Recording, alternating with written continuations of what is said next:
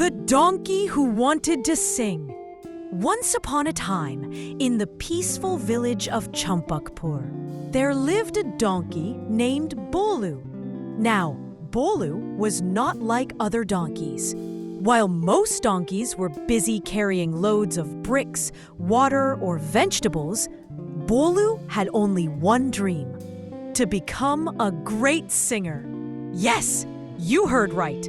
A donkey who wanted to sing. Every evening, when the sun set and the villagers returned home tired, Bolu would stand near the fields and start practicing.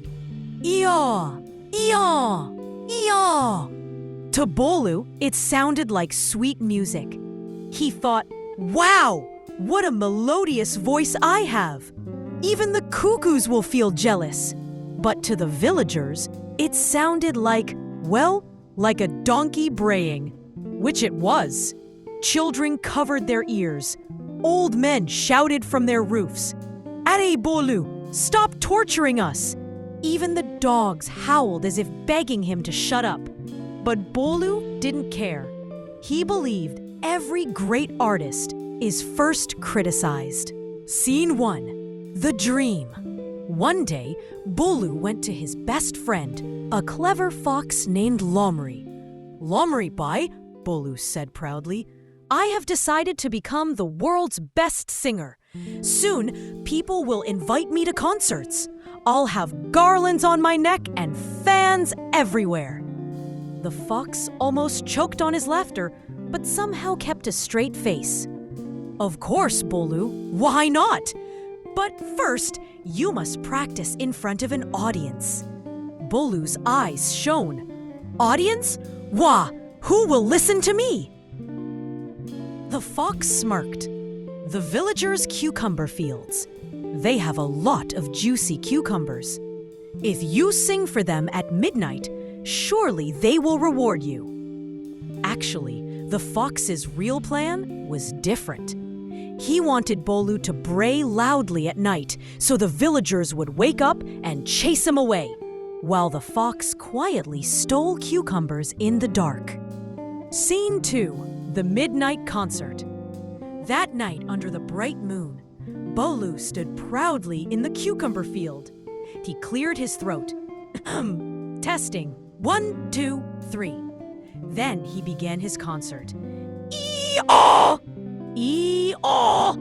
He sang with full emotion, stretching his voice like he was performing in Indian Idol. His eyes closed, ears up, tail swishing to the rhythm. Meanwhile, the fox was happily munching cucumbers behind the bushes. He whispered, "Sing louder, Bolu, louder! The audience must hear your magical voice." Bolu, overjoyed, sang louder than ever. His brays echoed through the village. Scene 3. The villagers attack. The villagers, already annoyed with Bolu's daily riyaz, finally lost their patience. They grabbed sticks, pots, and even slippers and rushed to the cucumber field. "There's that useless donkey again," one shouted. "Today we will teach him a lesson," another yelled. Poor Bolu was lost in his musical world, eyes shut, enjoying his performance. Suddenly, whack! A slipper landed on his back. Then another villager hit him with a stick. "Ee-aw! Ow!" Bolu brayed, running in circles. The fox, of course, slipped away silently, his belly full of cucumbers, leaving Bolu alone to face the chaos. Finally, after a lot of running, Bolu escaped with bruises all over his body. He collapsed near the river, panting heavily. Scene 4. The Realization. The next morning, Bolu looked into the river and sighed. "Why does everyone hate my singing? I thought I was special. Even the fox encouraged me." Just then, an old wise tortoise crawled up beside him. "Son," said the tortoise, "everyone has their strengths. A donkey may be strong to carry loads. A fox may be clever to hunt. and a cuckoo may be gifted to sing. But trouble comes when we try to become something we are not. Bolu's ears drooped. So you mean I should stop singing? The tortoise smiled kindly. I didn't say stop. You can sing for yourself if it makes you happy. But don't disturb others or expect applause. True happiness comes from accepting your nature. Scene 5. The twist ending. Bolu thought about it deeply. From that day, he stopped singing in the villagers' fields.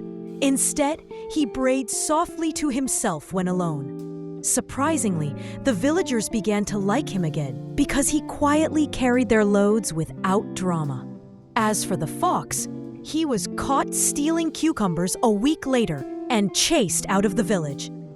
And Bolu? He became famous in a different way. Not as a singer, but as the strongest, most hard-working donkey of Champakpur. Whenever he felt the urge to sing, he would go near the river, bray happily to his reflection, and laugh at himself. Because sometimes knowing your limits is also a kind of wisdom. Moral of the story: yes, every creature has its own talent. Forcing yourself to be something else may bring only trouble. True happiness lies in accepting who you are and making the best of your strengths. Or in simple words, don't try to be a singer if you're born to be a carrier. Be proud of what you can do best.